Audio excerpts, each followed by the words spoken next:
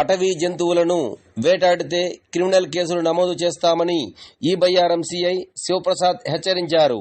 ఆయన శనివారం భద్రాద్రి కొత్తగూడెం జిల్లా పినపాక మండలం ఈ బయ్యారం పోలీస్ స్టేషన్లో ఆయన మాట్లాడారు. అడవుల్లో విద్యుత్ తీగలు అమర్చి జంతువులను చంపడం వల్ల అనేక అనర్థాలు జరుగుతున్నాయని, అటువంటి వారి సమాచారం ఉంటే పోలీసులకు తెలియజేయాలని, వారి వివరాలు గోప్యంగా ఉంచుతామన్నారు. ఇప్పుడు ఆయన మాటల్లో విందాం.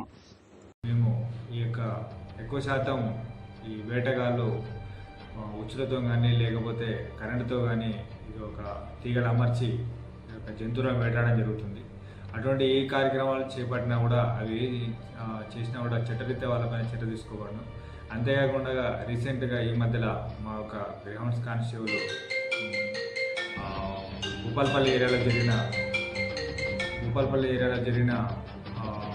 ఈ సంఘటనల వల్ల మృతి చెందాడు. అంతేకాకుండా ములుగు జిల్లాలో కూడా గోవిందరాపేట బసరా ఏరియాల మధ్యలో కూడా అక్కడ కూడా ఒక సామాన్య యువకుడు కూడా బలి కావడం జరిగింది.